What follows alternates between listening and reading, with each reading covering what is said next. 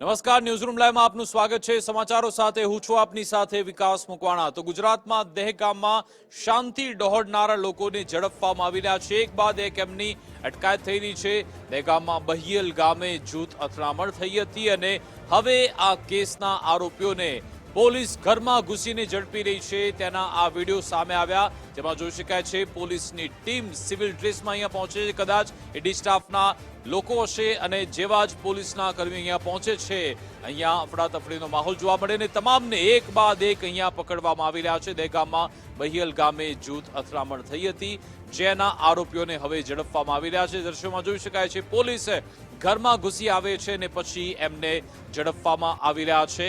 ગઈકાલે જે વિગત આપવામાં આવી હતી કે 60 જેટલા લોકોની અટકાયત થઈ છે અને 20 જેટલા લોકોને રાઉન્ડ અપ કરવાના બાકી છે, એના નામ પણ પોલીસ પાસે આવ્યા હતા અને હવે પોલીસ એ લિસ્ટના આધારે એક એક આરોપીને ઝડપી રહી છે। તમામને પોલીસ ઠેકાણે પાડશે એ રીતનો મેસેજ અહીંયા આપવામાં આવી રહ્યો છે, કારણ કે કાયદામાં રહેશો તો ફાયદામાં રહેશો એ મેસેજ આપવામાં આવી રહ્યો છે। અમારી સાથે સંવાદદાતા નિકુંજ ફોનલાઈન પર જોડાઈ ગયા છે, એમની સાથે વાત કરીએ। જે નિકુંજ,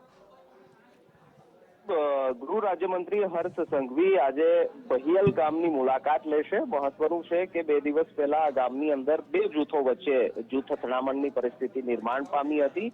ત્યારબાદ 60 કરતા વધુ લોકોની પોલીસે અટકાયત કરી છે। આજે 35 કરતા વધુ જે જૂથ અથડામણના આરોપી ટોળું જે છે તેનું રિકન્સ્ટ્રક્શન પણ કરવામાં આવ્યું, તેનું સરઘસ નીકળવામાં આવ્યું।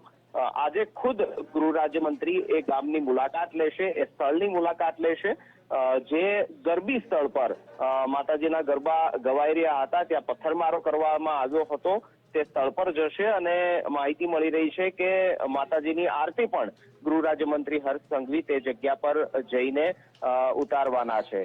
મહત્વનું છે કે કાયદાનું ભાન સૌને થાય તે ખૂબ મહત્વની બાબત છે અને જો કાયદો વ્યવસ્થા હાથમાં લેવામાં આવશે તો પછી પોલીસ કયા પ્રકારની સ્થિતિ પેદા કરે છે તે આજના દ્રશ્યો પરથી આપ જોઈ શકતા હશો। હવે ગૃહ રાજ્યમંત્રી હર્ષ સંઘવી પણ આ ગામની મુલાકાત લેવાના છે, એ લોકો સાથે વાત કરવાના છે કે જે આ જૂથ અથડામણની અંદર ભોગ બન્યા હતા, જેમની દુકાનો સળગાવી દેવામાં આવી હતી, તેમની તેઓ મુલાકાત પણ લેશે અને તેમની સાથે વાર્તાલાપ પણ કરશે, સાથે જ માતાજીની આરતી પણ કરે તેવી પણ શક્યતા હાલ જોવાઈ રહી છે।